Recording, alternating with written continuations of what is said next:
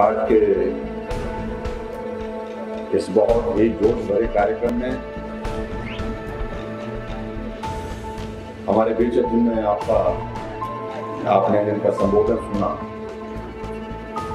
हिमाचल प्रदेश सरकार में हमारे वरिष्ठ मंत्री जिनके पास जल शक्ति, रेवेन्यू और साथ में हॉर्टिकल्चर के महकमे हैं, आदरणीय श्री महेंद्र सिंह ठाकुर जी,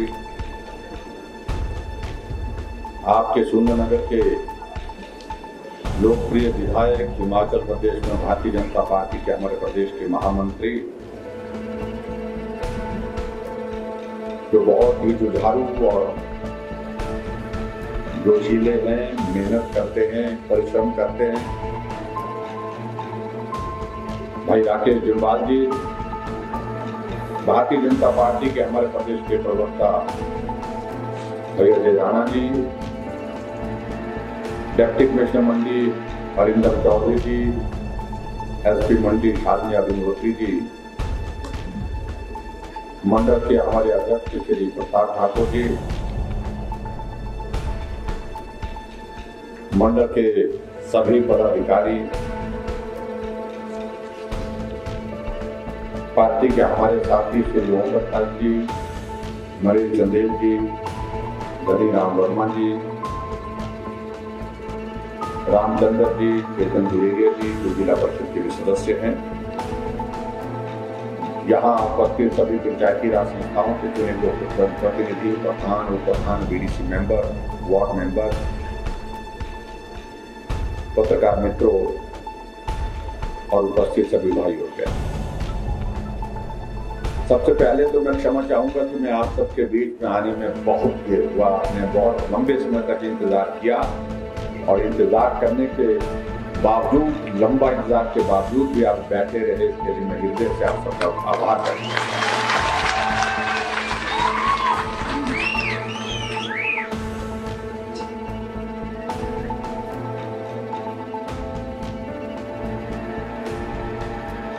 आप लोगों ने गर्मजोशी के साथ यहाँ पर हमारा अभिनंदन किया,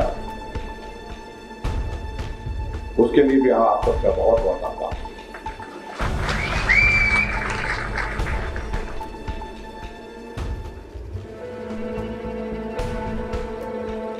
नेहरी में आना पहली बार हुआ।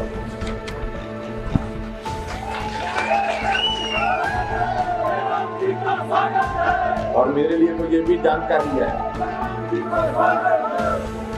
कि वोट मांगने के लिए तो शायद मैं कल पहले कई मुख्यमंत्री आए, लेकिन काम के सिलसिले में यहाँ पर पहली बार मुख्यमंत्री का आना हो, ये मुझे जानकारी।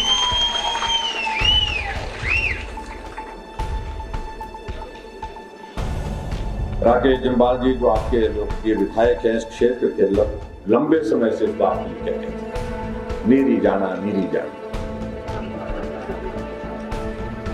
और मैं भी बहुत इच्छुक हूं, क्योंकि आते जाते जब भी मैं यहाँ से मंडी जाता हूँ, शिमला जाता हूँ, ऊपर से जाता हूँ, ये कॉलेज का ये भवन जो है वो दूर से दिखता है, आते दिन जाते हैं।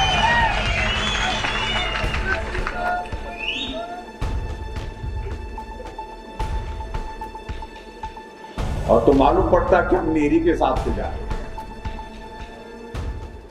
लेकिन सही मायने में आपके बीच में आकर के नेहरी पहली बार देखी, इस बात के लिए मैं आप सबका धन्यवाद करता हूं।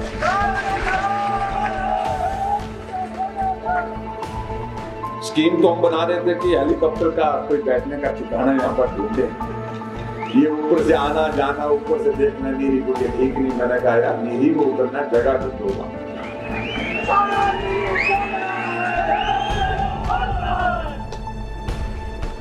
जगह ढूंढी भी है तो बताई आदमी ने, लेकिन हम हेलीपैड नहीं बना पाए, तो इसलिए हमने कहा कि भी अब का फेरा जो है हम जो है गाड़ी से मारेंगे, सड़क मार्ग से मारेंगे, और आपके बीच में यहाँ पर पहुंच करके भी आप सबके दर्शन करेंगे। मुझे इस बात की खुशी है कि एक साथ आप सब लोगों के दर्शन करने का ये सौभाग्य मिला। हम पहाड़ के हैं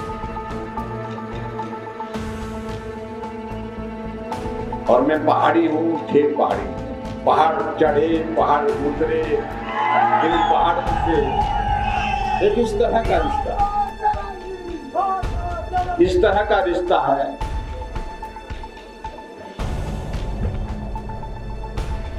चढ़ते चढ़ते उतर गए, उतरते उतरते फिर चढ़ गए, जहां थकान हुई वहां आराम कर लिया, फिर सफर शुरू किया।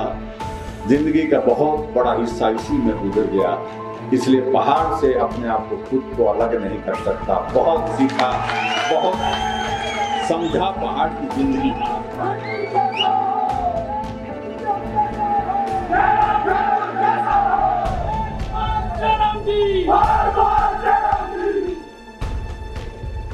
और इसलिए सही मायने में ये पहाड़ हमको आगे बढ़ने के लिए, संघर्ष करने के लिए प्रेरणा देते।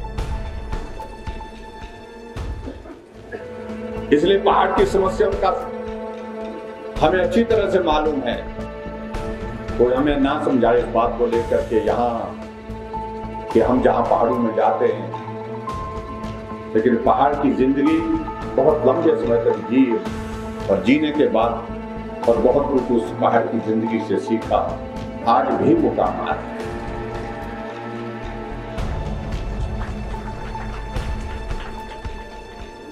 नीरी का इलाका बिल्कुल पहाड़ी इलाका है। जीवन लोगों का संघर्ष भरा है। एक गांव से दूसरे गांव जाना ये सरल नहीं होता। एक गांव से दूसरे गांव को जोड़ना, सड़क से जोड़ना, ये भी सरल नहीं। इसलिए मैं समझता हूं कि सुंदरनगर विधानसभा क्षेत्र का ये इलाका सबसे कठिन इलाका है। और इसलिए राकेश जी हमेशा इस बात को कहते हैं, बाकी सुंदरनगर तो चल पड़ेगा, जैसे भी है वहां की समस्याओं का समाधान होता रहेगा, लेकिन मेरे नेहरी के इलाके की समस्याओं का समाधान करना मेरे लिए बहुत आवश्यक है।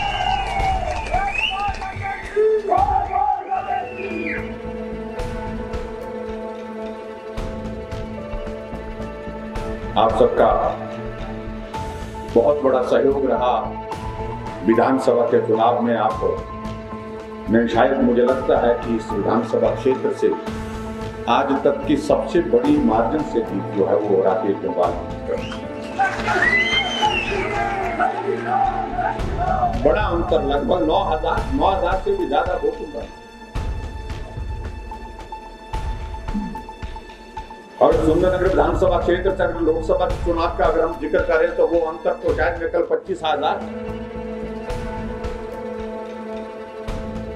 कहां से कहां पहुंचे ये तभी संभव हुआ जब आपका विश्वास जो है एक नए नेतृत्व के ऊपर कायम हुआ। हमको आगे बढ़ना है, मेहनत करके बढ़ना है, मिल करके आगे बढ़ना है। उसके लिए जिस प्रकार से आप लोगों ने चट्टान की तरह खड़े होकर के काम की शुरुआत की, उसके लिए मैं आप सबको अभिनंदन करता हूं, आप सबको बधाई देता हूं, आपका धन्यवाद।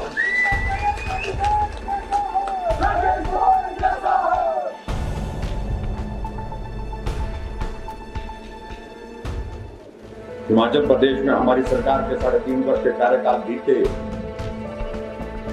और जैसे मुझसे पहले यहाँ पर कहा जा रहा था कि बहुत सारा वक्त तो ऐसा बीता जब मिलने की मना।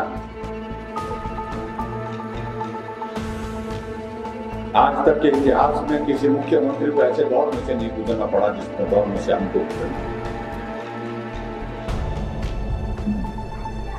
हम लोगों के बिना रह नहीं सकते, और स्वाभाविक रूप से चुने वो प्रतिनिधि के नाते, प्रदेश के मुखिया होने के नाते ये हमारा दायित्व बनता है, हम लोगों के बीच में जाएं, लोगों की समस्याओं को सुने, उनका समाधान करें। लेकिन ये कोरोना का दौर ऐसा आया कि आप घर से बाहर निकलने के लिए कठिनाई है।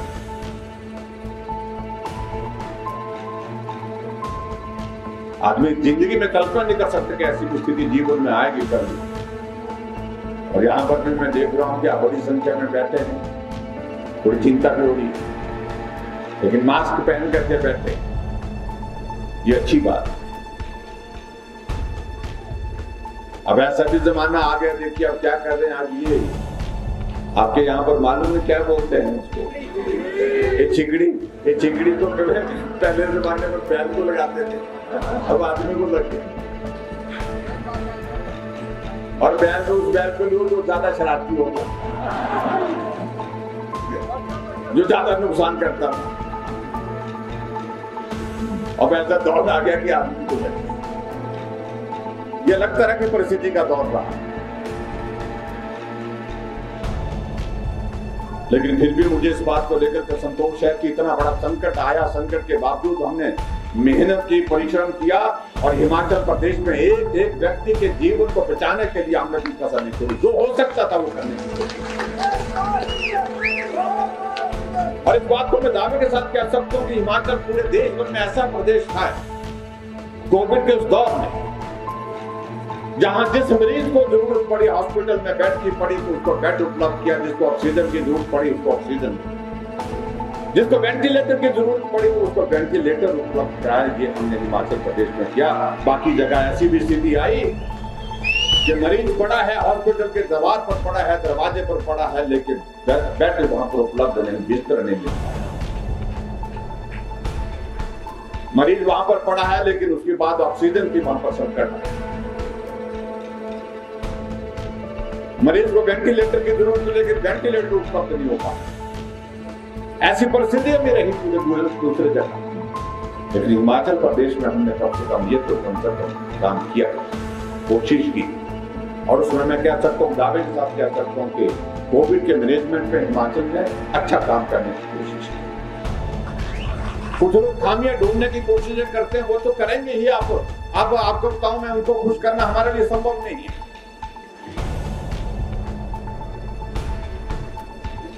लेकिन फिर भी हमने हिमाचल प्रदेश में कोशिश की कि अच्छा हो।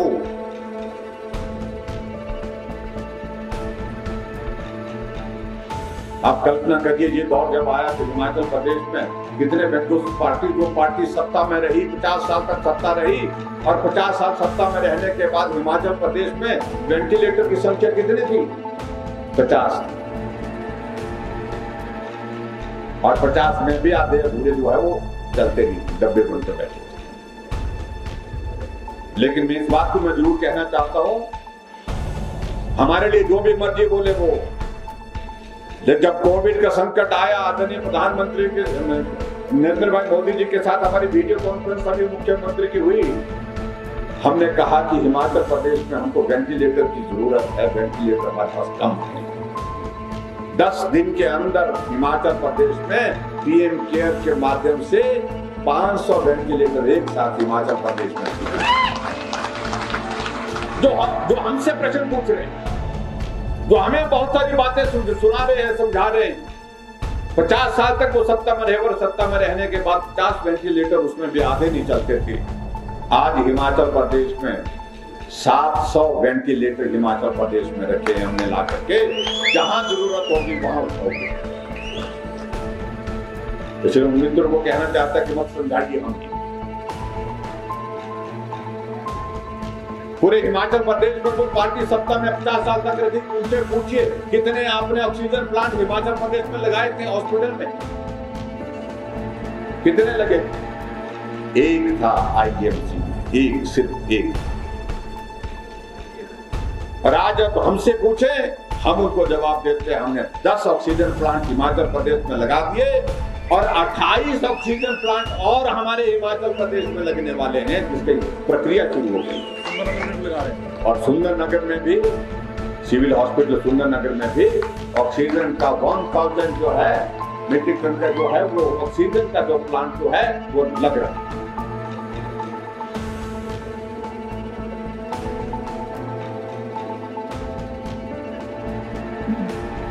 इसलिए मैं इस बात को कह रहा हूं कि हमने बेहतर करने की कोशिश की। पीपी किट जो भारत में बनती नहीं थी, आज भारत जो है अपने देश की आपूर्ति तो पूरा कर ही रहा है, अपने देश के अलावा दूसरे देशों को पीपी किट बांट 15 लाख पीपी किट एक दिन में भारत निर्मित कर रहा आज की तारीख।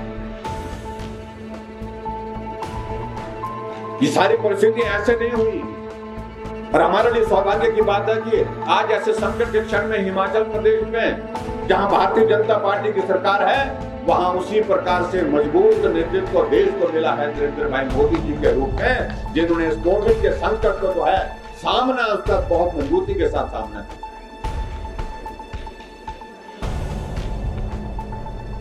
क्योंकि संकट बड़ा था, बहुत बड़ा संकट, आर्थिक दृष्टि से बहुत बड़ी हमको परेशानियों को दौर में से गुजरना पड़ा, पूरे देश को, पूरी दुनिया को, और हमारे प्रदेश को भी स्वाभाविक। लेकिन फिर भी हम इस बात को कह सकते हैं, दावे के साथ कह सकते हैं कि हम हिमाचल प्रदेश में उस संकट से बाहर निकलने की दिशा में आगे बढ़ रहे हैं। आज हिमाचल प्रदेश में जो है हमारे पास कोविड के मामलों में गिरावट आने के बाद लगभग 900 के पास जो आंकड़े रह गए हैं। और आप सबसे भी मेरा निवेदन यही है कि वैक्सीन का पूरा आप जो है लाभ उठाएं, और वैक्सीन एकमात्र सही मायने में एकमात्र रास्ता है कोविड से बचने का। उसके लिए मेरा आपसे निवेदन है कि आप सुनिश्चित करें कि सबको वैक्सीन। हमारा किन्नौर में 100% हो गया, हमारा लाहौल स्पीति जिला 100% वैक्सीन में हो गया। पूरे देश में हिमाचल प्रदेश वैक्सीन के मामले में पहले स्थान पर। और हम तो ये भी चाह रहे हैं कि आने वाले समय में हम कोशिश करें कि वैक्सीन के माध्यम से इस कोविड को रोकने में हम सफल हों, क्योंकि सुना जा रहा है कि अब तीसरी वेव का भी जिक्र हो रहा है कि तीसरी वेव भी आ रही है। इसलिए सावधान होकर काम करने की बहुत बड़ी आवश्यकता है।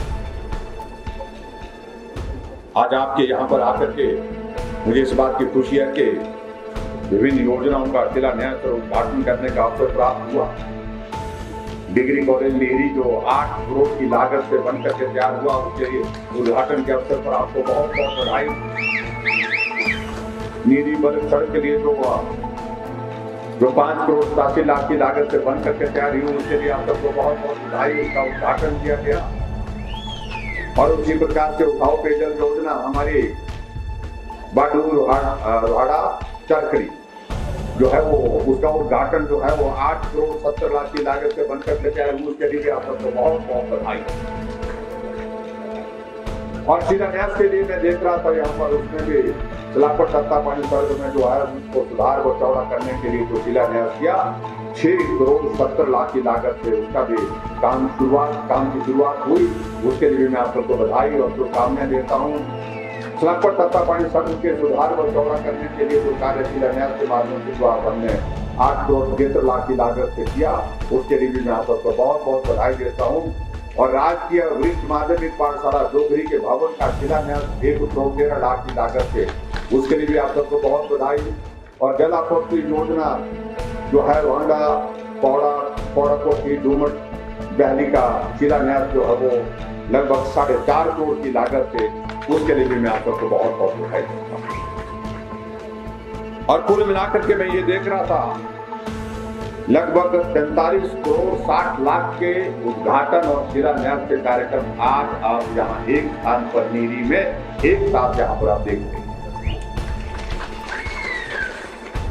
और ये भी मुझे लगता है कि हिमाचल जब से अस्तित्व में आया, नीरी के क्षेत्र के लिए इतनी बड़ी धनराशि एक साथ एक दिन में एक जगह जो है उद्घाटन और शिलान्यास की हमने हिमाचल प्रदेश में विकास को गति देने की कोशिश की। अभी कल का दिन भी हमारा सुंदरनगर विधानसभा क्षेत्र में, कल के दिन भी हम दोपहर से शुरू करेंगे, दोपहर बाद तक हमारे सुंदरनगर विधानसभा क्षेत्र में विभिन्न कार्यक्रम है, बहुत सारे उद्घाटन और शिलान्यास के कार्यक्रम है। और जिस प्रकार के जिसका जिक्र यहाँ पर राकेश जम्वाल जी कर रहे हैं, ऐसा विधानसभा क्षेत्र जो लगातार विकास की राह पर शिखर की ओर तेज गति से बढ़ रहा है। मैं इस बात को कह सकता हूं कि हिमाचल प्रदेश में कुछ एक विधानसभा क्षेत्र जहां विकास हुआ है और दिखता है। और पिछले 3.5 वर्ष के कार्यकाल में सुंदरनगर विधानसभा क्षेत्र में हर क्षेत्र में काम हुआ है। चाहे वो पेयजल योजनाओं की बात करें, पेयजल योजना के लिए मैं देख रहा था, अभी आंकड़ा देख रहा था 167 करोड़ रुपए के आपके विधानसभा क्षेत्र में हमारे जल शक्ति मंत्रालय के माध्यम से कार्यक्रम काम चले हुए हैं उद्घाटन, जिसका जो कुछ पेयजल योजना है, कुछ हमारी जो है दूसरी सिंचाई की योजना है एक विधानसभा क्षेत्र में। और इसी तरह से पीडब्ल्यू डिपार्टमेंट की तो मैं आंकड़ा छोड़ देता हूं, उसको कहना एक ही सड़क ले ली, कितने की ले ली, 219 करोड़ रुपए एक सड़क के लिए आज से पहले हिमाचल प्रदेश में कम से कम जो है वो किसी विधानसभा क्षेत्र को सीआरएफ के तहत नहीं मिली है। सीआरएफ के पैसा मिला नहीं, सारे प्रदेश का पैसा दे स्लापड़ से जाकर के हमारा पत्ता पानी के। और आजकल वो सड़क का काम तेज गति से चला हुआ है। मैंने देखा जब भी हम यहाँ शिमला से आना जाना होता है तो ऊपर से सड़क का काम है। सुंदरनगर विधानसभा क्षेत्र पर ऊपर से जाते आते नजर पाता रहता हूँ, काम चला हुआ, ठीक चला हुआ, रास्ता चला हुआ। और इसलिए आप लोग भी अच्छा काम करना, आप लोग उन पर भी नजर रखना।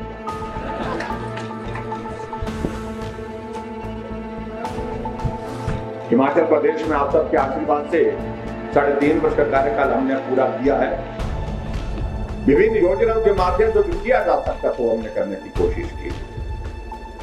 हमने बुजुर्गों के लिए पेंशन का प्रावधान 70 साल के ऊपर के सभी बुजुर्गों के लिए एक पहली कैबिनेट मीटिंग में हमने पहला निर्णय लिया कि 70 साल के ऊपर सभी बुजुर्गों के लिए पेंशन का प्रावधान 1500 रुपए पेंशन हम उनको देंगे, चाहे आय सीमा कुछ भी हो। ये निर्णय हमने लिया। और अब के बजट में हमने आगे बढ़कर के निर्णय लिया कि जो हमारी माता बहनें हैं वो ज्यादा काम करती है ना ज्यादा काम।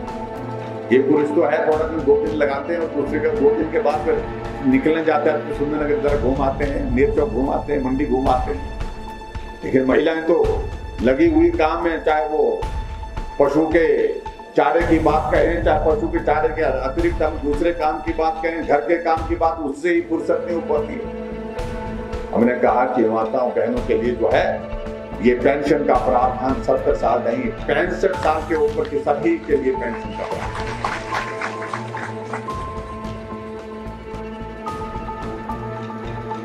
गैस का चूल्हा जिसका जिक्र यहाँ से पहले हमसे पहले किया जा रहा था, हर घर तक पहुंचाने का हमने निश्चय लिया।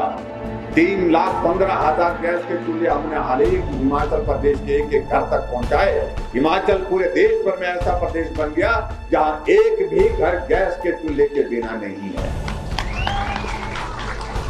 जो हमारे कांग्रेस के मित्र पूछते हैं क्या किया तुम्हारे जयराम ने, मैंने तो कुछ नहीं किया, लेकिन तुम बताओ कि तुमने एक घर में भी गैस का चूल्हा दिया? नहीं दिया। 50 साल तक सत्ता है।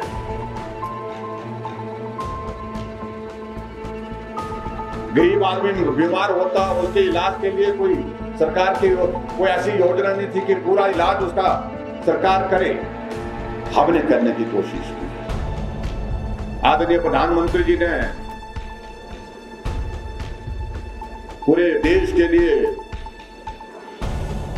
आयुष्मान भारत की शुरुआत की, जिसके अंतर्गत हिमाचल प्रदेश के भी 22 लाख लोग जो कवर हो पा रहे थे। लेकिन मैंने देखा कि हिमाचल की आबादी तो अब जाकर के 72 लाख हो गई है, 50 लाख लोग छूट रहे हैं, इनका इलाज कैसे करेंगे? हमने कहा 22 लाख लोगों के लिए आयुष्मान भारत के अंतर्गत जो मदद करने का निश्चय प्रधानमंत्री जी ने किया, उसके लिए प्रधानमंत्री जी का आभार। और बाकी 50 लाख लोगों का इलाज करने की जिम्मेवारी हम अपने ऊपर लेंगे। हमने हिम केयर योजना हिमाचल प्रदेश में शुरू की और मैं आज आपके बीच में कहना चाहता हूं कि पिछले जब से हमने इस योजना की शुरुआत की, 1.5 लाख से ज्यादा गरीब लोगों का मुफ्त में इलाज करके हमने उनको स्वस्थ करके घर भेजा।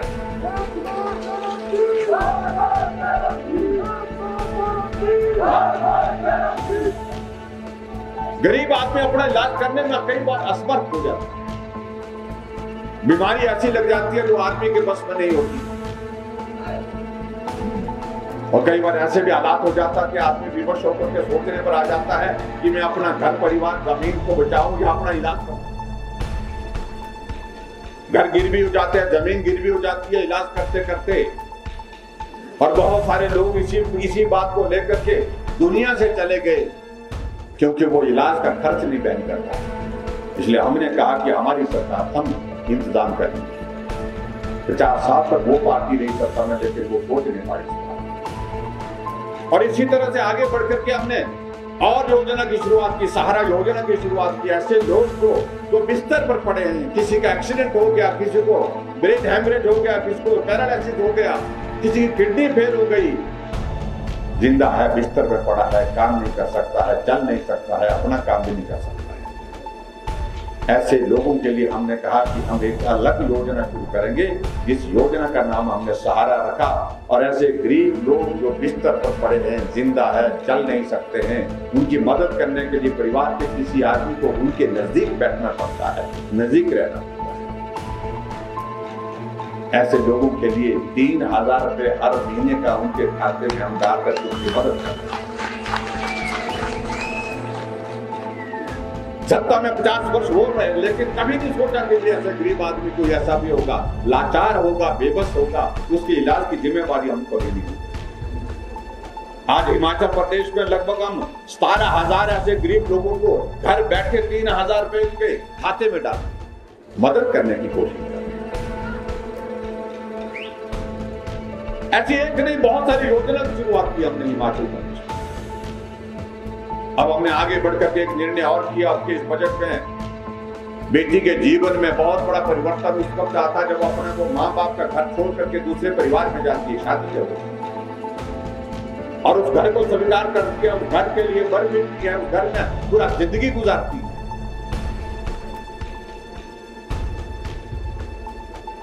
हमने कहा तो गरीब परिवार की, जो बीपीएल परिवार की जो हमारी बेटी है, चाहे वो किसी भी कैटेगरी की है, जनरल कैटेगरी है, शेड्यूल ट्राइब की है, शेड्यूल कास्ट की है, ओबीसी की है, अब ऐसी बेटी की शादी जिस दिन होगी, सरकार की ओर से हम 31,000 रुपए शगुन देंगे हर बेटी के लिए।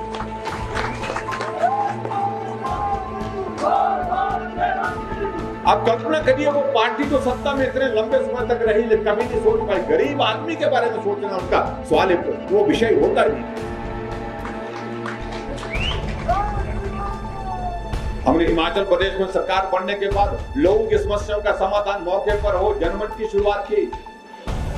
और पूरे देश में हिमाचल प्रदेश पहला प्रदेश है जहां ऐसा मंच लगा होता है, सामने माइक दे दी जाता, जिसकी समस्या होती वो अपनी समस्या का जिक्र वहां पर माइक से करता है। सामने मंत्री बैठे होते हैं, विधायक बैठे होते हैं और साथ में बैठे होते हैं अधिकारी बैठे होते हैं, मौके पर समस्या का समाधान करते हैं। ये अंतर है, आज से पहले नहीं सोचा गया। ऐसी बहुत सारी बातों का हम जिक्र करते करते बहुत लंबा वक्त लगेगा अगर हम बात करते रहेंगे, लेकिन मुझे इस बात को लेकर के प्रसन्नता है कि हिमाचल की जनता ने बहुत बड़ा सहयोग और सहयोग हर कदम पर दिया। जब भी परीक्षा का दौर आया हमने सहयोग मांगा, हमें सहयोग मिला। लोकसभा का चुनाव हुआ, 4 सीटें जीती। अंतर ऐसा रहा कि जो आज से पहले कभी नहीं रहा और आने वाले समय में भी चुनौती हम सबके लिए खड़ी करके चले गए हैं। यहां से पंडित रामस्वरूप की चुनाव लड़े थे, 4,05,000 वोटों से जीती। आज दुख है रामस्वरूप के हमारे बीच में नहीं, इस बात की अब कमी महसूस। हिमाचल प्रदेश में लोकसभा के चुनाव में हमने 68 की 68 सीटों पर जीत हासिल की, जो ना कांग्रेस की सत्ता में हो पाया ना भाजपा की सत्ता में आज से पहले हो पाया। 68 की 68 सीटों पर भाजपा को बढ़। हमारे कांग्रेस के मित्र कई तरह की हमको चुनौती देते थे, कई तरह की बातें करते थे, लगेगा पर जब लोकसभा में हम जीते, सब जगह जीते, रोहडू में जीते, रामपुर में भी जीते, हरोली में भी जीते, हर जगह जीते। 68 की 68 सीट। उसके बाद उपचुनाव आए, वो चुनाव धर्मशाला का प्रचार कर हमारे कांग्रेस के लोग बड़े उछलने लगे, कहने लगे क्या मालूम पड़ेगा, आप पिछले वोट तो पड़ गए, बड़े नेता के नाम पर पड़े, मोदी जी के नाम पर पड़े। अच्छी बात है, मोदी जी हमारे नेता हैं, उनके नाम पर वोट पूरा देश देता है, हमें इस बात की खुशी है।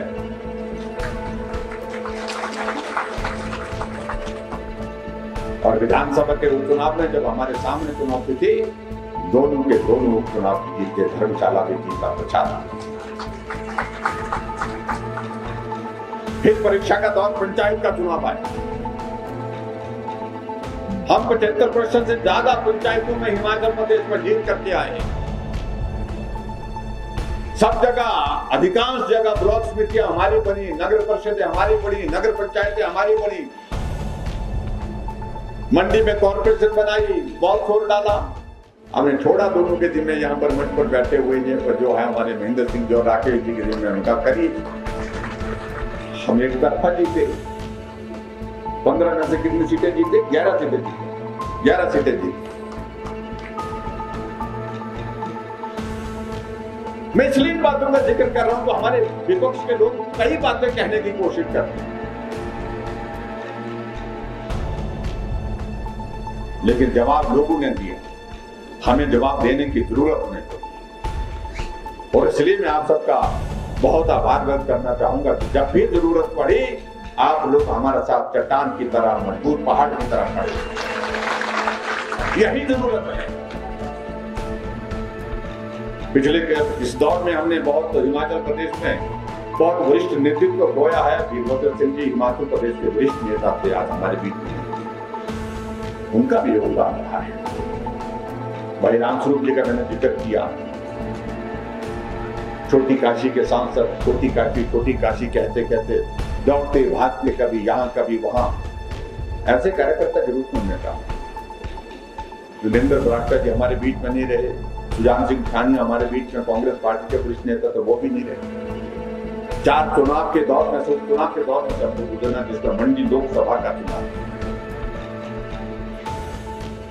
और मंडी के बारे में तुम्हें सिर्फ इतना कहना है कि बहुत लंबे अरसे के बाद दौर आया है, जिसको समझना भी है और जिनको समझाने की जरूरत है उनको समझाना। इससे ज्यादा कहने की आवश्यकता है। ये मंडी हमारी है, हमारे साथ पहले भी रही है और आने वाले समय में भी हमारे साथ ही चलती रहेगी, जिसकी जरूरत है।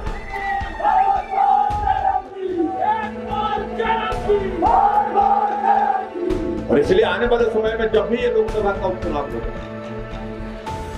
हमें कहने की आवश्यकता नहीं पड़नी चाहिए, जरूरत पड़नी नहीं चाहिए, क्योंकि हम एक भावना के साथ अब जुड़े। आज अगर शिखर पर हिमाचल की राजनीति में शिखर पर हैं, तो मंडी को एक अवसर प्राप्त हुआ है। मुख्यमंत्री सभी विधानसभा का होता है, पूरे प्रदेश का होता है,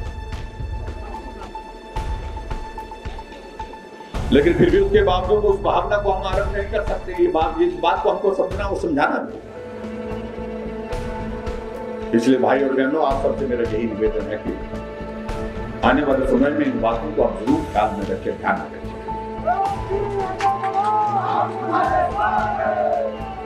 और इसलिए जहां तक रहती है आपके मेरी के इलाके की बातें रहती है, मैं पहाड़ का आदमी हूं, पहाड़ी हूं, और पहाड़ की जिम्मेवारी हमारे ऊपर होती है। एक एक करके जो भी हमसे हो सकता है उसमें हम किसी प्रकार से कमी नहीं छोड़ेंगे। ये मैं आपके बीच में कहना चाहता हूं। वक्त हो रहा है, रात का अंधेरा हो रहा है, और आप बोल रहे हैं कि एक तो ये नेता बड़े देर से आए लगता, और उसके बाद हट ही नहीं रहा। अब देखो मैं 1.5 साल से हमारे को देखना आदत हम लोगों के बीच में रहने की पड़ी हुई है। इस कोरोना ने हमको घर में बिठा दिया, दफ्तर में बिठा दिया, हम भी परेशान, बहुत परेशान। और परेशान को आप लोग भी थे, परेशानी के दौर में से सब गुजरे, लेकिन नेता ज्यादा गुजरे तो, क्योंकि लोगों के बीच में जाने से परेशानी होती थी। हम अगर लोगों के बीच में जाने लगे तो खबर लग जाती है कि नेता निकल पड़े कोरोना फैलाने, तो फिर चुप जाते थे, भैया रहने तो। हम भी बोलते थे कि इन लोगों को, ये महेंद्र सिंह जी और राकेश जम्वाल हटती ही। मैंने कहा भाई कोरोना फैला हुआ है, अपने आप को ये ठीक निकल गए मैंने कहा दौर से, क्योंकि हम सब लोग गुजरे इस दौर में से। महेंद्र सिंह जी को थोड़ा काटा फिरा है, जिसको कह सकते हैं कि बहुत परेशानी के दौर में से गुजरे। जब कोविड का दौर आया, मैंने पहली बार इनको चिंतित होते थे। राकेश जी बोलता कि मेरे को कुछ नहीं हुआ, मेरे को भी कोविड हुआ, लेकिन हुआ तगड़ा हुआ, ऐसी तैसी हुई। और इसलिए मैं आप सबको बोलना चाहूंगा कि भाई बचना जिस तरह से बच सकते हैं आप लोगों ने बचना है, ये बहुत जरूरी। वैक्सीन तो आप लोगों ने लगाई है ना, मैं कल कितने लोगों ने लगाई, हाथ खड़े करो वाला, गुड, बहुत अच्छी बात है, बहुत अच्छी बात है। 65% तो ऊपर है लगता है। दूसरा स्लॉट आ रहा है, जल्दी आ जाएगा, जल्दी आ जाएगा।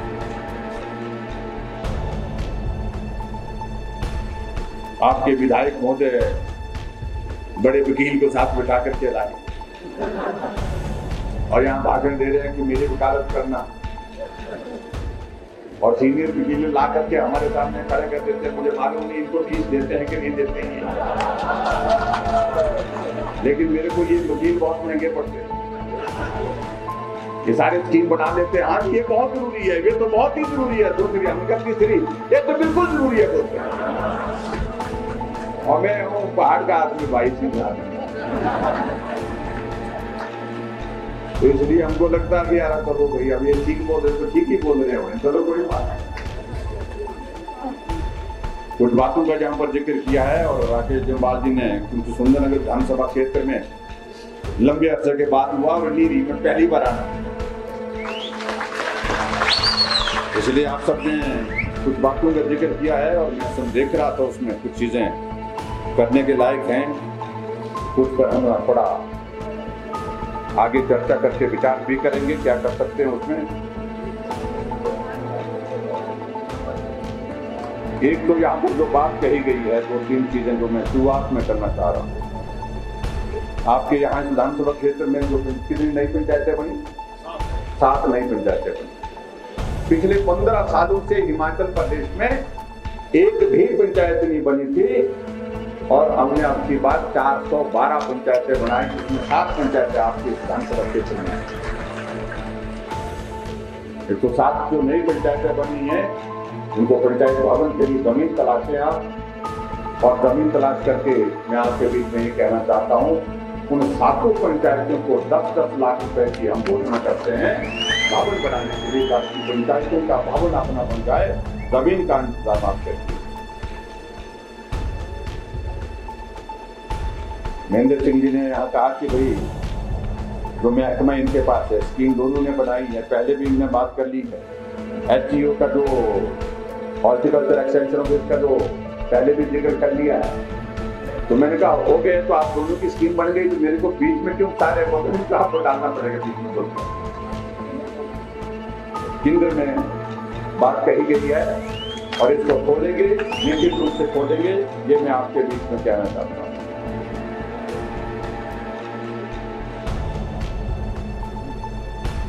एक यहाँ पर बताया गया कि IPS का सेक्शन जो है वो लगभग 14-15 पंचायतों का एक है, और मैं भी देख रहा हूँ कि ये बहुत बड़ा है। IPS का एक सेक्शन जो है और खोलने की भी मैं यहाँ पर घोषणा करता हूँ। तो चौकी में बोला था, चौकी में खोलने की बात करता हूँ, और चौकी में बोल करके उसको जो है वो आपके काम का जो है वो ठीक प्रकार से यहाँ पर जो है उसका समाधान हो पाए। एक आपने आज सड़क का उद्घाटन किया, हमने जो नीरी से बदल सड़क का उद्घाटन किया, और अब सड़क का उद्घाटन होने के बाद स्वाभाविक रूप से वहां पर अब बस चलनी चाहिए। तो मैं आज आपके बीच में घोषणा करता हूं कि नियमित रूप से वहां पर बस के आदेश दिए जाएंगे, ताकि बस की सुविधा उस इलाके के लोगों को मिलती रहे। ये भी आपके बीच में कहना चाहता हूँ। सुंदरनगर से पलन, और उसके बाद एक और बात जो कही गई, जो एक वेटनरी डिस्पेंसरी की बात कही गई है। पशुधन आजकल जो है बहुत महत्व का हो गया, और इसलिए ये भी बात ठीक है कि वो ठीक रहना चाहिए, स्वस्थ रहना चाहिए।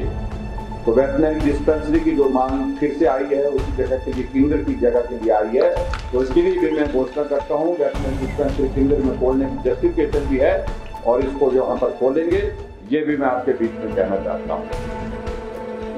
फिर एक बात कही गई यहाँ पर नीरी से चरखड़ी सड़क का, ये चरखड़ी और नीरी की जो सड़क जो है थोड़ी बड़ी है बोलते हैं, थोड़ी बढ़ने को रह गई है। PWD के हमारे चीफ इंजीनियर यहाँ पर बैठे हैं, इस बात को सुनिश्चित करें, नीरी से चरखड़ी की ये सड़क जो है, जिस भी प्रोविजन के अंतर्गत बनाने की आवश्यकता है, जो भी बजट करने की आवश्यकता है, इसमें मालूम पड़ा कि कुछ जगह इसमें जो है डीड का प्रावधान हो गया है। थोड़ा सा पोर्शन ऐसा रहता है जो शायद उसमें प्रोडक्ट का थोड़ा सा उसमें होगा, उसका कोई इंतजाम करेंगे, उसकी व्यवस्था भी और सारी फॉर्मेलिटी जो होगी वो करने की भी जरूरत होगी, वो करेंगे। लेकिन इसको सुनिश्चित करें कि नीरी से चरखड़ी तक जो है ये बन करके तैयार हो। जो भी बजट प्रोविजन इसमें करना होगा उसका एस्टिमेशन और इसको मेरी अनाउंसमेंट के रूप में और पब्लिक अनाउंसमेंट के रूप में कंसीडर किया जाए, ताकि इस सड़क को बना करके हम तैयार कर सकें। और उसके बाद एक और जो बात कही गई यहाँ पर कि यहाँ पर जिस बात का मैं जिक्र कर रहा था कि यहाँ एक हेलीपैड बनना चाहिए। अब इन्होंने कुछ जगह तलाशी है, कहाँ जगह? मुंद्री घाट में जगह ढूंढी है सारे, और पीडब्ल्यू डिपार्टमेंट से मेरा इस बात की आग्रह है कि आप उस जमीन को देखें और कितना उसका एस्टिमेशन बनता है। हम कोशिश करेंगे अगली बार मुंद्री घाट में हेलीकॉप्टर के माध्यम से आए, इस बात को हम सुनिश्चित करेंगे। और इस बात को भी देखेंगे वहाँ का जो लगभग 2 किलोमीटर सड़क का बता रहे हैं कि पैक है, इसको तो बनी सड़क बनी हुई है, उसको ठीक करना है, दुरुस्त करना है, उसको पक्का करना है, उसको भी उसमें साथ में लीजिए। और जो भी एस्टिमेशन की जो भी जरूरत होगी बजट प्रोविजन की, उसके लिए जो है वो बजट प्रोविजन उसमें किया जाएगा। अब इसके अलावा फिर हम आगे बढ़ करके एक सड़क जो है वो बताई गई है यहाँ पर पौड़ाकोठी से हाँ जी तमाम 4 पंचायतों के, उसमें क्या समस्या है? पक्की नहीं, सड़क बनी हुई है और इस सड़क को जो है वो ब्लॉक के माध्यम से बनी, पंचायत के माध्यम से बनी, जो भी बनी है इसके मालिक वही पीडब्ल्यू बन जाए। इस बात को आप सुनिश्चित करें, पीडब्ल्यू को हैंड ओवर कर देते हैं ताकि सड़क को ठीक प्रकार से मुरम्मत, ठीक चौड़ा करना, सीधा करना, इसको ठीक करें, सुनिश्चित करें इसको, ताकि ये सड़क बन करके जो है ठीक प्रकार से सुचारू रूप से चल पाए। एक महब से मजानगढ़ सड़क का इसका जिक्र कर रहे थे साहब, इसको क्या करेंगे? यही जो बड़ा काम है,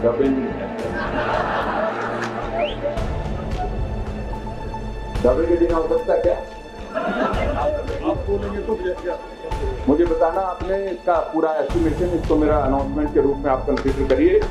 और जो भी बजट प्रोविजन जो फेजेस में भले करना पड़े उसके लिए फेजेस में करेंगे, लेकिन इसको इस सड़क को बनाएंगे, ये मैं आपके बीच में, अगर कहीं अगर CRF में या दूसरे बड़ा प्रोजेक्ट होगा तो उसमें करने की जरूरत होगी तो उस तरफ से सोच लेंगे, लेकिन सड़क बना करके इसको तैयार करेंगे, ये मैं आपके बीच में करना चाहता हूँ। उसके अलावा यहाँ पर बताया गया कि एक स्कूल बताया गया यहाँ पर, कोई गवर्नमेंट प्राइमरी स्कूल जो नया खोलने के लिए, वो कौन सा स्कूल बताया? चिरल जो है प्राइमरी स्कूल, मुझे मालूम है प्राइमरी स्कूल की भी जरूरत पड़ी है, जरूरत रह गई है आपके इस इलाके में, तो फोरम में रहे प्रतिनिधि ने क्या क्या काम किया है। चिरल जो आपका इलाका है उसमें जो है ये प्राइमरी स्कूल खोलने के लिए जो बात कही है, और ग्राम पंचायत बजींग बताया था, बजींग में स्कूल को भी खोलेंगे। और उसके अलावा एक स्कूल जो है government primary school Jammu Jalaun है ना, जम्मू जलौन, इसको प्राइमरी स्कूल से इसको मिडिल स्कूल करने की जो बात की है ग्राम पंचायत गलियों सीढ़ी में, और इसको प्राइमरी स्कूल से इसका दर्जा बढ़ा करके मिडिल स्कूल करने की मैं घोषणा करता हूँ। और इसके अलावा एक प्राइमरी स्कूल टिमरू है, तो गवर्नमेंट प्राइमरी स्कूल है, उसको भी मिडिल स्कूल बनाने के लिए ग्राम पंचायत, कौन सी पंचायत है? गड़ोई पंचायत जो है, इस पंचायत में जो है ये स्कूल पड़ता है। गड़ोई पंचायत के प्रधान है यहाँ पर, रिकॉर्ड कर रही है। अच्छा, तो रिकॉर्ड कर रहे हैं। हाँ, आजकल सब यही करते हैं, रिकॉर्ड करके फिर हमको सुनाते, आपने ये बोला था, शायद आपको स्मरण नहीं होगा। आपको ये स्कूल मिलेगा आपको ये स्कूल, आप इसके लिए मैं बहुत बहुत आपको शुभकामनाएं देता हूँ। और उसके साथ में एक स्कूल जो है मिडिल स्कूल कांधी टिक्कर जो है, उसको जो है वो हाई स्कूल करने की भी मैं यहाँ पर घोषणा करता हूँ, क्योंकि सुंदरनगर विधानसभा क्षेत्र में इसलिए मैं स्कूल की घोषणा कर रहा हूँ, नीचे के इलाके में शायद जरूरत बहुत ज़्यादा रही नहीं और हमने दिया भी नहीं कोई स्कूल। तो ये पहले यहाँ पर आपके जो है ये हमारे पहाड़ में जरूरत पड़ती है, क्योंकि चलना होता है, पैदल चलना होता है, चढ़ना होता है, उतरना होता है, तो इसलिए वहाँ जरूरत रहती है। और इसी प्रकार से आगे एक जो है गवर्नमेंट हाई स्कूल हाड़ा बोई को भी मैं सीनियर सेकेंडरी स्कूल करने के लिए यहाँ पर घोषणा करता हूँ। अब मेरे ख्याल में काफी हो गया, बस भाई रात हो गई, अब तो रात हो गई। आगे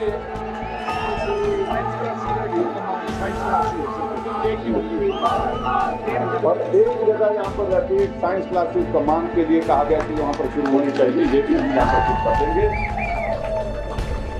और एजुकेशन डिपार्टमेंट की एक मांग और इन्होंने बताई है, मुझे मालूम नहीं ये व्यवहारिक है कि नहीं, इसका थोड़ा सर्वे करना पड़ता है, जिसका व्यवहारिक रूप से जो बीपीओ ऑफिस की जो बात कही गई है, और इसमें टोटल कहाँ से कितने स्कूल आएंगे, कितने जुड़ेंगे इधर से उधर से, इसकी जो भी रिपोर्ट आएगी मैं आपके साथ जरूर कहना चाहता हूँ।